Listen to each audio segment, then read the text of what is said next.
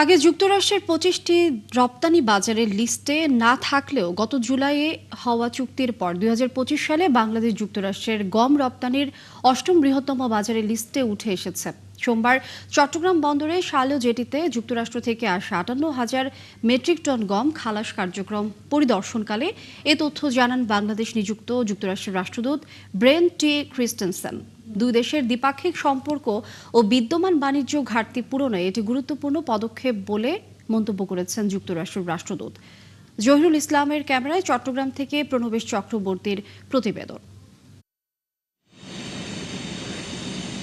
মার্কিন যুক্তরাষ্ট্র থেকে ৫৭,২০০ মেট্রিক টন গম নিয়ে পানামার পতাকাবাহী মাদার ভেসেল এমবি ক্লিপার ইসাডোরা গত ১৯ জানুয়ারি চট্টগ্রাম বন্দরের বহির্নোঙরে পৌঁছায়।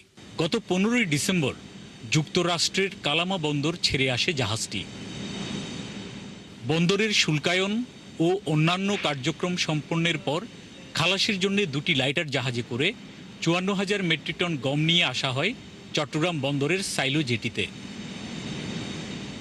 সোমবার গমের খালাস কার্যক্রম পরিদর্শনে আসেন বাংলাদেশে নিযুক্ত যুক্তরাষ্ট্রের রাষ্ট্রদূত ব্রেন্ট টি ক্রিস্টেনসেন। চট্টগ্রাম বন্দর কর্তৃপক্ষের chairman rear admiral S M Moniruzzaman এবং খাদ্য সচিব মোহাম্মদ ফিরোজ সরকার সাথে ছিলেন।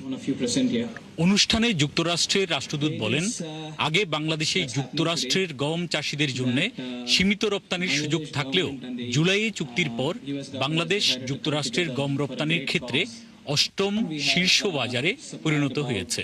American farmers are ideally positioned to meet that demand.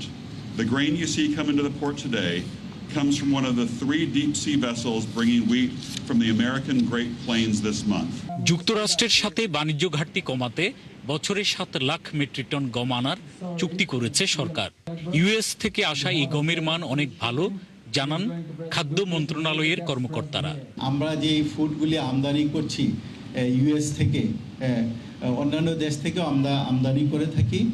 I must say the quality of the US wheat is much more better than the other countries.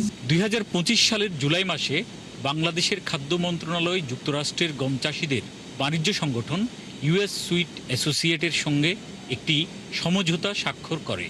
এটির আওতায় ২০৩০ সাল পর্যন্ত বাংলাদেশ গম আমদানি করবে যুক্তরাষ্ট্র থেকে। যেহেতু আমেরিকা থেকে আসে, যার কারণে এটার একটু প্রাইসটা হয়তো বেশি দেখা যায়, কিন্তু রাশিয়ার যে গমটা আসতো ওইটা গুণগত মান অত ভালো না এবং তাদের ফ্রেটও কম, যার কারণে ওইটার প্রাইসটা একটু কম ছিল। বাংলাদেশে প্রতি বছর যে পরিমাণ গম উৎপাদন হয় তা মোট চাহিদার মাত্র ১৩% পূরণ করে। প্রণবেশ চক্রবর্তী, ৭১, চট্টগ্রাম।